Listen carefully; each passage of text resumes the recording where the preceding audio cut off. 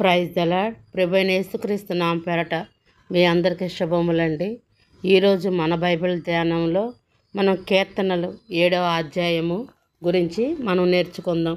యెహోవా నా దేవా, నేను నీ శరణుజొచ్చి ఉన్నాను.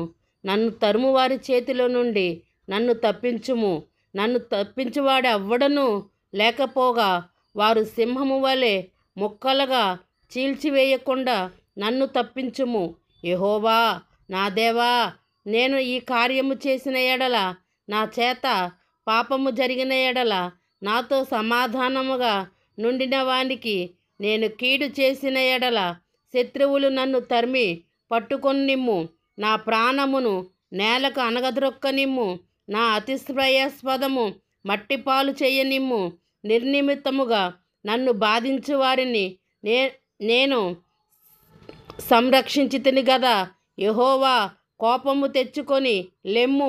నా విరోధములు ఆగ్రహము ననుకుటకై లెమ్ము. నన్ను ఆదుకొనుటకై మేల్కొనుము. న్యాయవిధిని నీవు నియమించి ఉన్నావు గదా. జనములు సమాజముగా కూడి నిన్ను చుట్టుకున్నప్పుడు వారికి పైగా పర్వతమందు ఆసీనుడు కమ్ము. యెహోవా, జనములకు తీర్పు తీర్చువాడు. యెహోవా, నా నీతిని బట్టియు నా యథార్థతను బట్టియు నా విషయములలో నాకు న్యాయము తీర్చుము. హృదయములను అంతరేంద్రియములను పరిశీలించి నీతిగల దేవా, దుష్టుల చెడుతనమును మాన్పుము. నీతిగల వారికి స్థిరపరచుము. యథార్థ హృదయాలను రక్షించు దేవుడే నా కేడెము మోయువాడై ఉన్నాడు. న్యాయమును బట్టి ఆయన తీర్పు తీర్చును. ఆయన ప్రతిదినము కోపపడు దేవుడు. ఒకడు ముల్లిన ఎడల ఆయన తన ఖడ్గమును పదును పెట్టును.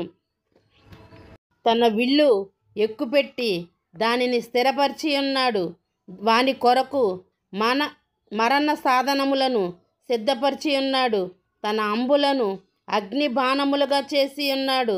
పాపము కనుటకును వాడు ప్రసవ వేదన పడుచున్నాడు. చేటను గర్భమును ధరించిన వాడై అబద్ధమును కనియున్నాడు. వాడు గుంట తవ్వి దాని లోతు చేసి ఉన్నాడు. తాను తవ్విన గుంటలో తానే పడిపోయెను.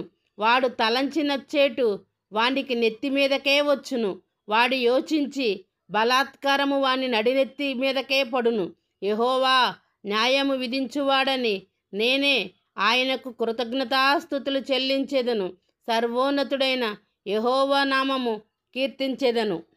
ఈ వచనాలు మనం గమనించినట్లయితే దీనివల్ల మనం సారాంశం ఏమి నేర్చుకోగలమంటే, దేవుడు యథార్థవంతులనైతే కాపాడుతాడని స్పష్టముగా కూడా రాసి ఉందన్నమాట. చెడుతనము చేసిన వారిని ఆయన అంబులకైతే బాణములకు పొదును పెట్టి వారిని శిక్షిస్తానని కూడా రాసినట్లు ఉంది. అంతేకాకుండా ఎదుటి వారికి చెడు చేయాలి అని ఆలోచించి వారి గురించి కూడా ఏమని రాసి ఉంచి ఉన్నారంటే, వారు తవ్విన గుంటలో వాళ్ళే పడతారని కూడా దేవుడు రాసి ఉంచి ఉన్నారు. ఎందుకంటే దీనివల్ల మనం అర్థమైన జ్ఞానం ఏమిటంటే, ఇతరులకు నీకు చేతనైతే నీవు మేలే చేయాలి, యథార్థంగా నడుచుకోవాలే కానీ కపటముతో మోసముతో ఉండి ఇతరులపైన నువ్వు కక్ష అయితే కట్టకూడదని ఈ వచనాల భావం అయితే ఉందన్నమాట. దేవుడైతే చూచుచున్న దేవుడని కూడా ఇక్కడ తెలియజేయబడుతుంది. దీని యొక్క సారాంశము మీకు అర్థమయ్యిందని నేను భావిస్తూ ఉన్నాను.